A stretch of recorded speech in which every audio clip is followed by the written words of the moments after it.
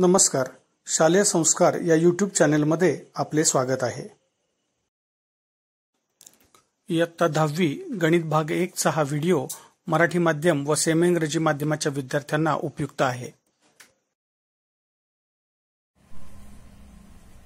Standard 10th mathematics part 1 chapter number 5 probability practice set 5.3 हा video semi इंग्रजीच्या विद्यार्थ्यांसाठी आपण पाहणार आहोत. या व्हिडिओमध्ये आपण प्रॅक्टिस सेट 5.3 मधील काही उदाहरणे अभ्यासणार आहोत. Let us solve question number 1 from practice set 5.3. Write sample space S and number of sample points n of S for each of the following experiments. Also write events A, B, C in the set form and write n of A, n of B, n of C. First example, one die is rolled and event A is even number on the upper face, event B is odd number on the upper face and event C is prime number on the upper face.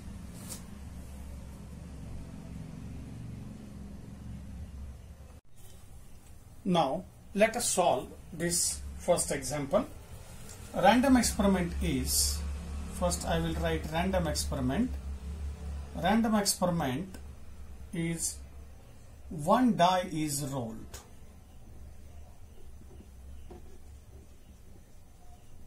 Now from this random experiment we will write sample space S.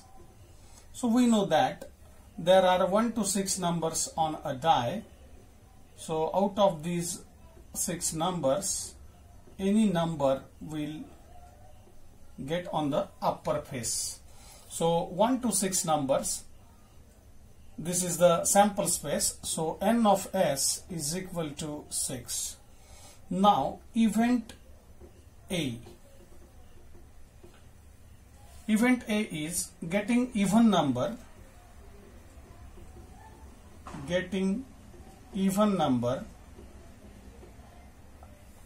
on the upper face.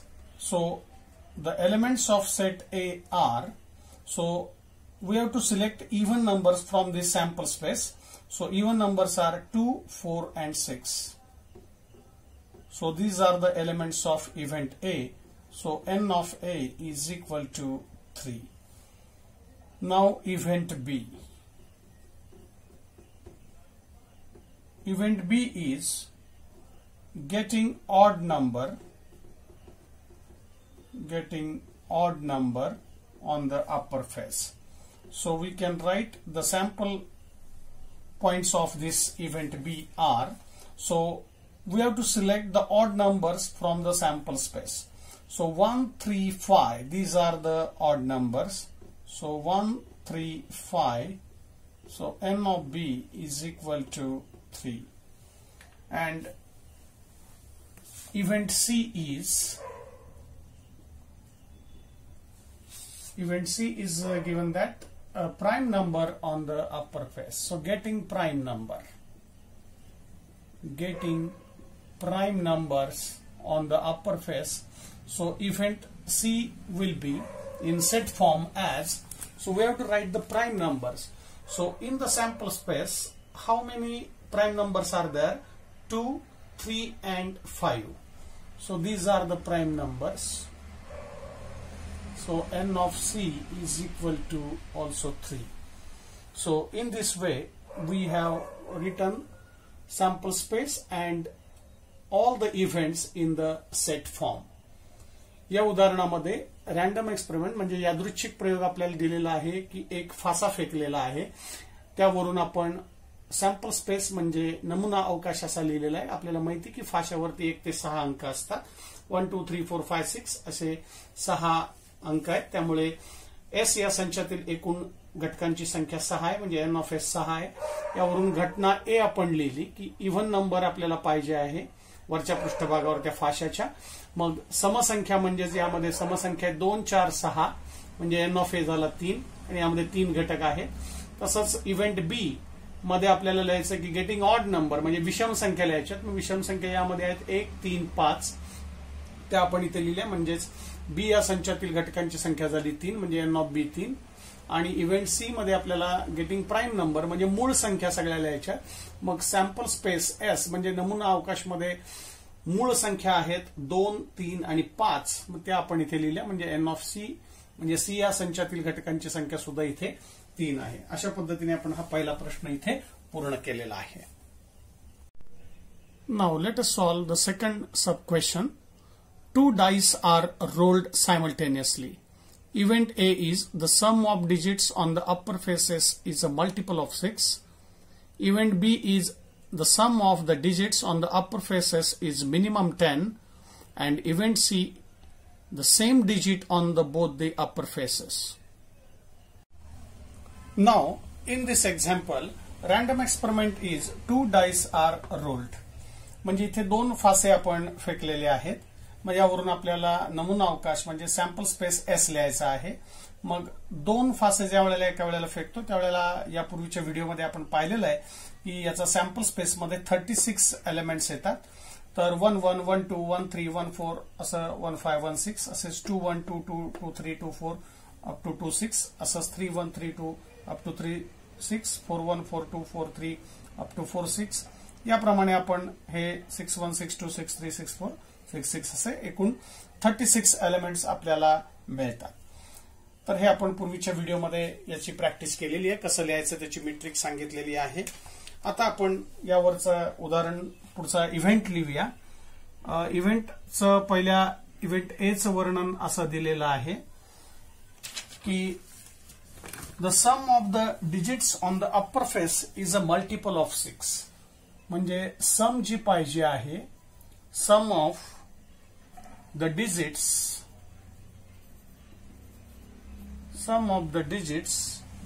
On the upper face is a multiple of 6. मी ते short मध्ये लिहिलंय is a multiple of 6. म्हणजे फाशाच्या वरच्या पृष्ठभागावर येणाऱ्या डिजिट्सची जी सम आहे म्हणजे बेरीज आहे ती 6च्या पटीतील पाहिजे.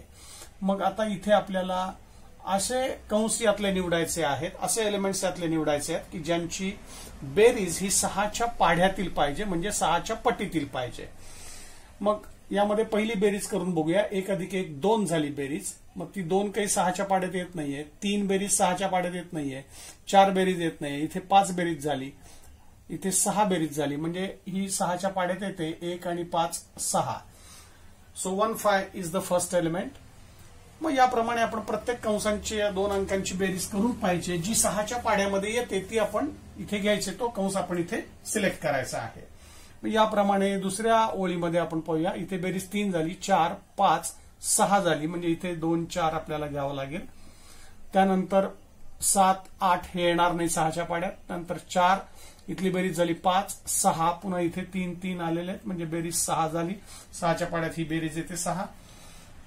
त्यानंतर तिसऱ्या ओळीतले सगळे अंक संपले. मग 5 6 पुन्हा इथे 4 2 येईल 6च्या पाड्यामध्ये येतात. यामध्ये कोणी येणार नाही पुढे कारण बेरीज 7 8 9 10 झाली इथल्या अंकांची. इथे बेरीज परत 6 झाली 5 1. त्यानंतर या ओळीत कोणी येणार नाही. मग पुढे 6 1 7 बेरीज झाली. इथे 8 झाली. इथे 9 इथे 10 11 आणि 12 म्हणजे शेवटचा एलिमेंट येईल 6 6.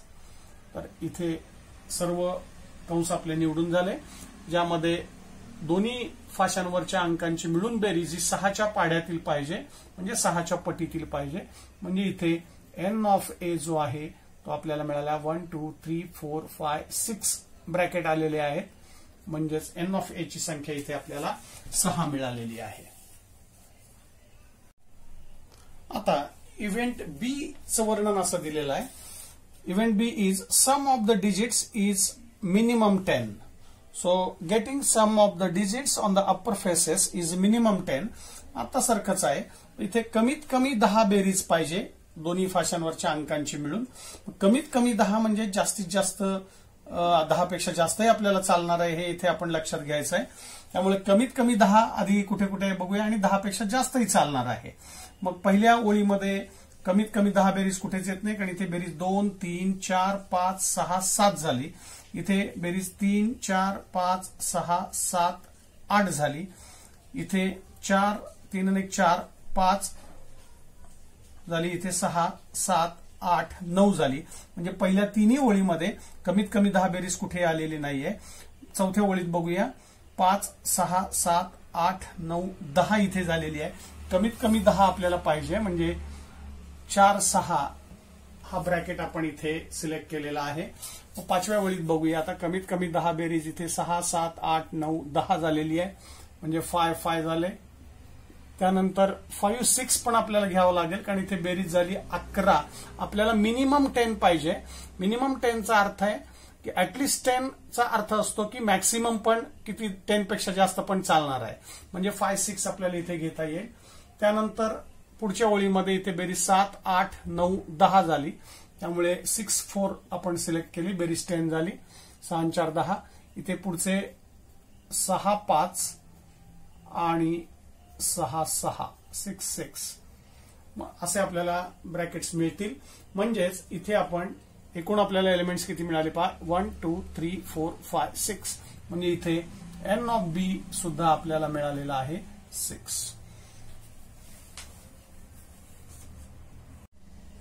आता इव्हेंट सी चं वर्णन असं दिलेलं आहे, the same digit on both the upper faces, म्हणजे दोन्ही फाशांवरचा अंक आपल्याला समान पाहिजे आहे. मग आता या पूर्ण सॅम्पल स्पेसमध्ये असे कोणते कंस आपल्याला दिसतात की ज्यामध्ये दोन्ही फाशावरची संख्या सेम आहे, समान आहे. मग पहिलीच संख्या दिसते आहे 1 1, इथे दोन्ही फाशावरती समान अंक आलेला आहे. असाच 2 2 3 3 4 4 5 5 आणि 6 6 हे ब्रॅकेट फक्त येतील, कारण इथे दोन्ही फाशांचे अंक समान आलेले आहेत. त्यामुळे आपण हे सर्व ब्रॅकेट इथे लिहिले, आणि हे सुद्धा सगळे सॅम्पल पॉइंट्स जे आपल्याला मिळालेले आहेत हे एकूण 6 आहेत. म्हणजे इथे एन ऑफ सी बरोबर आपल्याला सांगता येईल की 6 आहे. तेव्हा या ठिकाणी आपला प्रश्न पहिला जो आहे तो इथे, पहिला आणि दुसरा हे 2 प्रश्न आपण इथे पूर्ण केलेले आहेत. आता प्रश्न पहिल्यातील तिसरं उदाहरण पाहूया. 3 coins are tossed simultaneously. This is random experiment, and condition for event A is to get at least 2 heads. Condition for event B is to get no head, and condition for event C is to get head on the second coin. Now in this example, the random experiment is 3 coins are tossed. So we will write the sample space S first. So we know that 3 coins are tossed simultaneously means the sample points are as H H H, H H T. Now this T will change its place here. So H T H, and again T comes first, so T H H. Similarly, we can write here T T H. Now we will change the place of H, T H T, and H will come first, so H T T. And similarly here 3H, so last one will be T T T.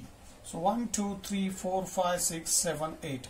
So here n of S is equal to 8. So this is the sample space S, and number of sample points in the set S are 8. Now we will write event A. So event A is here to get at least 2 heads. So getting at least 2 heads. So we can write the event A in set form as, we want at least 2 heads. So at least 2 heads means we can write maximum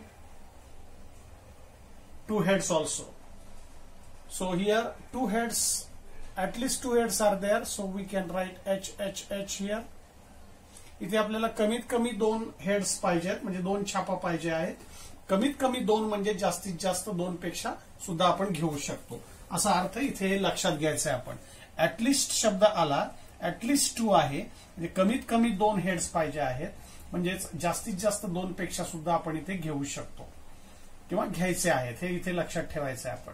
त्यामुळे 2 H कुठे कुठे आहेत, इथे आहेत, इथे पण आहेत, इथे पण आहेत. HTH मध्ये पण 2 हेड आलेले आहेत आणि THH मध्ये पण 2 हेड आलेले आहेत.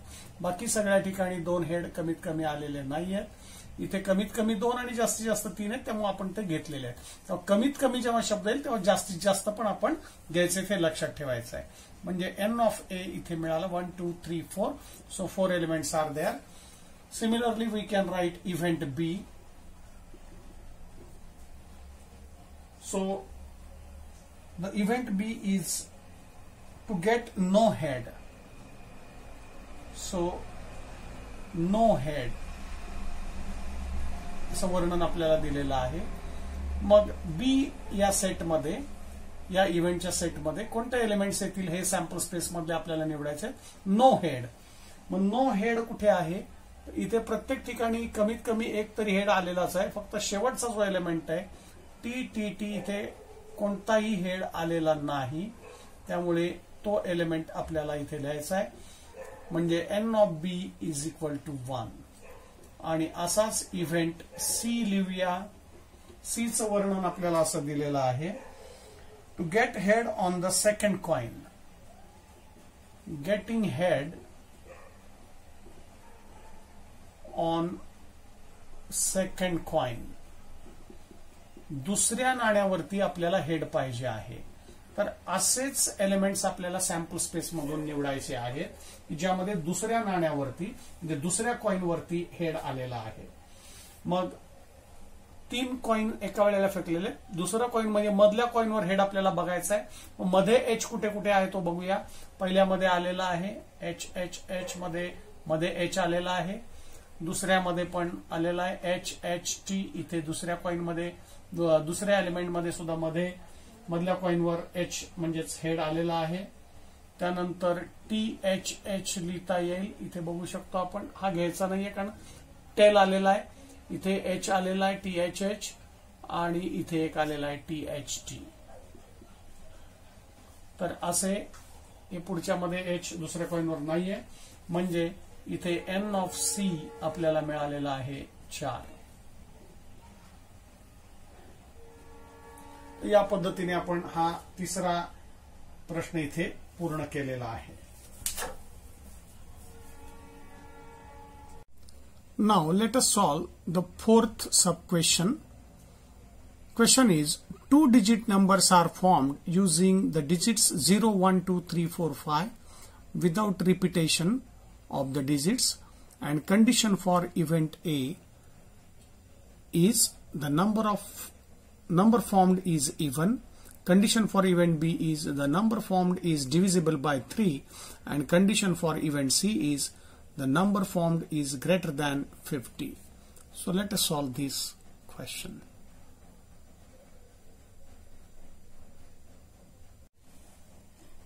Now in this example, 2-digit numbers are formed using the digits 0, 1, 2, 3, 4, 5 without repetition. So we can write the sample space as here. We have seen the trick how to write the 2-digit numbers without repetition in the previous video. So 0, 1, 2, 3, 4, 5. These are the 6 digits here, and we have to form the 2-digit numbers. So let us take the 1 digit first. So 1 0, 1 2, 1 3, 1 4, and 1 5. So these are the 2-digit numbers with the 1 as a first digit. So 1 0, 1 2, 1 3, 1 4, and 1 5. Similarly, now take the 2 as a first digit. So 2 0, 2 1, 2 2 is repeated here. So 2 0, 2 1, 2 3, 2 4, 2 5. So these are the 2 digits with the 2 as a first digit. Now similarly we can write 3 digit as a first digit. So 3 0, 3 1, 3 2, 3 4 and 3 5 असं प्रत्येकाची आपल्याला 2-2 अंकी संख्या तयार करायची आणि इथे पुनरावृत्ती करायची नाही या अंकांची. 1 0 1 2 1 3 1 4 1 5 म्हणजे प्रत्येक वेळेला पहिला अंक 1 घेऊन प्रत्येकाची जोडी तयार केली, तसंच 2 ला घेऊन प्रत्येकाची जोडी तयार केली, 3 ला घेऊन केली, तशीच आता 4 ला घेऊन करायची आहे. म्हणजे 4 0 4 1 4 2 4 3 आणि 4 5 आणि अशीच 5 ला घेऊन जोड्या तयार होतील 2 अंकी संख्यांच्या. 5 0 5 1 5 2 5 3 5 4 5 0 5 1 5 2 5 3 5 4 5 5 होणार नाही कारण रिपिटेशन करायचं नाहीये. मग इथे n ऑफ s आपल्याला जो मिळालेला आहे तो आपण सर्व संख्या इथे मोजू शकतो. 1 2 3 4 5 6 7 8 9 10 11 12 13 14 15 16 17 18 19 20 21 22 23 24 25 अशा 25 संख्या आपल्याला या सेटमध्ये मिळालेल्या आहेत. So number of elements in the set S that is n of S is 25. मग आता इथे आपल्याला इव्हेंट A चं वर्णन असं दिलेलं आहे. इव्हेंट A आपल्याला असं सांगितलंय की the number formed is even. So getting even number म्हणजे समसंख्या आपल्याला पाहिजे आहे. यातल्या समसंख्या कोणत्या कोणत्या आहेत त्या आपण इथे S या संचातील पाहायच्यात आणि इथे लिहायच्या. तर पहिली समसंख्या 10 आहे. समसंख्या म्हणजे 2 ने भाग जाणाऱ्या संख्या. Divisible by 2 that is even numbers.